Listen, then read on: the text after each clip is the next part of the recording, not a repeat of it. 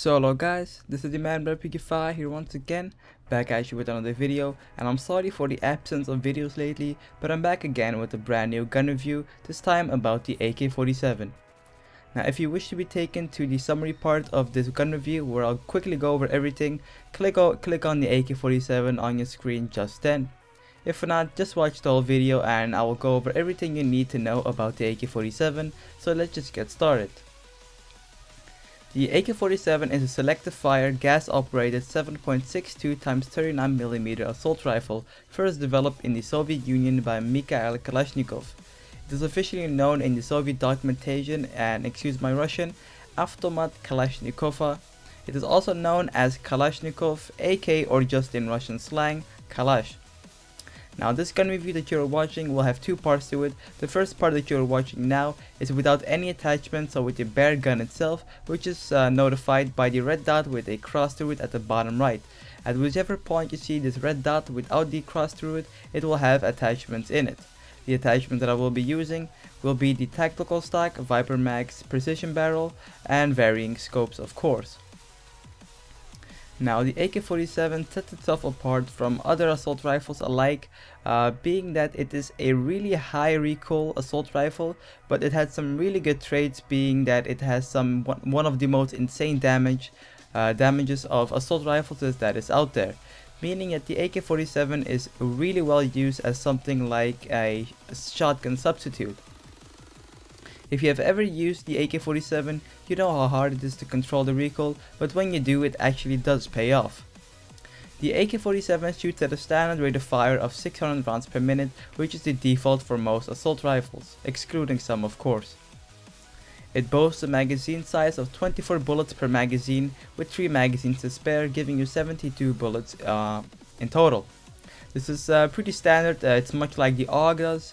However, it is 4 bullets more than some weapons such as the AK47, which only had 20 bullets per magazine. One thing it lacks in is in the projectile velocity department. The projectile velocity of the AK-47 is 450, meaning that your bullets do take quite some time to reach their target if you're shooting at longer ranges. So if you're someone who likes to engage in longer range engagements, such as on Oman, Dalian, or any of the new rush maps, I would strongly recommend throwing on something like a precision barrel, as I'm doing right here as you can see, or maybe using a predator barrel to boost up the projectile velocity so you have more range to engage your enemies in. Now, as I said, the recoil of this weapon is really not the best, but as you can see at those ranges, as I just killed somebody, you can actually snipe with this weapon pretty well, because the damage of this weapon is simply insane. But first, let's talk about the reload time. The reload time of the AK-47 is really fast for an assault rifle, when compared to other assault rifles of course. The reload time of the AK-47 is around 3.3 seconds, as you can see in my testing right here. This means that you can get in and out of cover with a fully reloaded magazine really quickly, which is really good with the AK-47 because of course, as you know, the AK-47 does a lot of damage up close and it can be really well used such as like a shotgun substitute, and reloading in those close quarter situations and getting back in and out of cover really quickly is a really good trait to have. But let's just quickly talk about the recoil and deviation of this weapon, because that is one of the worst downsides to using the AK-47. The AK-47 has one of the worst to control recoils in this game. When using the AK-47, you will experience a lot of recoil if you're used to something like an AUG or an AK-47. However, if you're used to controlling recoil, it is pretty manageable, especially with attachments. I strongly recommend using the tactical stock on this weapon and not a nemesis stock, because using a tactical stock allows you to retain its insane damage over all ranges, and actually it makes the recoil pretty controllable. As you can see right here, I'm using the Desert M145 with the tactical stock, and the recoil is actually still pretty controllable, as you can see, on medium to close range. And even at longer ranges, you can burst fire this weapon pretty well. Now, as I said, the deviation of this weapon combined with the recoil is really bad, as you can see from the testing here. One is with attachments and one is without attachments to give you a better understanding of the recoil. But as I said, try to use something like a tactical stock on this weapon, because that will make the recoil of the weapon really controllable, as you can see here, and it will actually allow you to get some really good kills. Now the damage of the AK-47. The AK-47 does a lot of damage for an assault rifle, especially over close range. At close range, the AK-47 does 30 to 34 damage for a body shot and 63 to 71 damage for a headshot. At medium range, it does 28 to 32 damage for a body shot and 59 to 67 damage for a headshot. However, at longer ranges, it does 18 to 22 damage for a body shot and around 38 to 46 damage for a headshot. Now, as you can see, at medium and close range, guaranteed without any attachments, you are almost guaranteed a 4-shot kill on almost everybody, except if they have body armor and some kind of 110 HP, of course. But for the stock weapon itself, this is really good to see, because especially with the attachment that we have in games such as the Viper Max or close quarter ammo, you can really take advantage of this damage. Or if you already like the damage that the AK-47 does, you can go with something like Casket Max to buff up the ammo count to go from something like 24 bullets to 32, and it will allow you to use this weapon in really quick succession, killing a lot of enemies without even having to reload. I recommend using something like Viper Max on this weapon, because that allows you to even out the damage over all ranges, and it allows you to do a massive amount of damage to your enemies.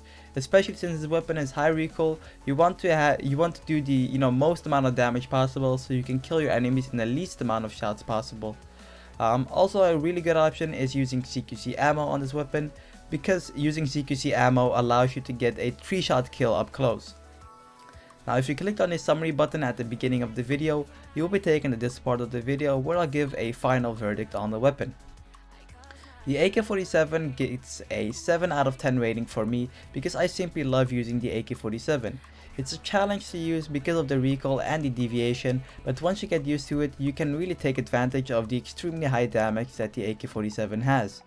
I recommend using a setup such as the Tactical Stock, Viper Max and Precision Barrel combo for medium to long range engagements. However, when playing on CQC maps, I recommend using something like Balanced Stock or Tactical Stock combined with CQC ammo and close-in barrel to have a guaranteed 3-shot kill up close on 100 HP enemies, which is a really good thing to have, especially if you're using it as a shotgun substitute.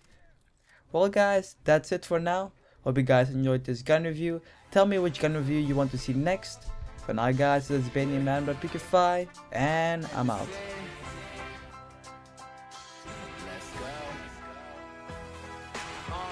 Can't stop, failure's not an option. Learn from our mistakes, we adapt it as a doctrine. Locked and reloaded and blood, sweat devoted. Thought that they could keep us down, we would stay demoted. But nah, from the ashes we rose, and dreams manifest through the actions we chose. No time to slack, I tip my hat to he who actually knows. If you're planning picture perfect, then you have to repose. You can't harm my army, I ain't through recruiting. A bit of Malcolm X with a splash of Huey Newton. Perseverance be the answer like the shoes I hoop in. We won't rest until the day we get restitution.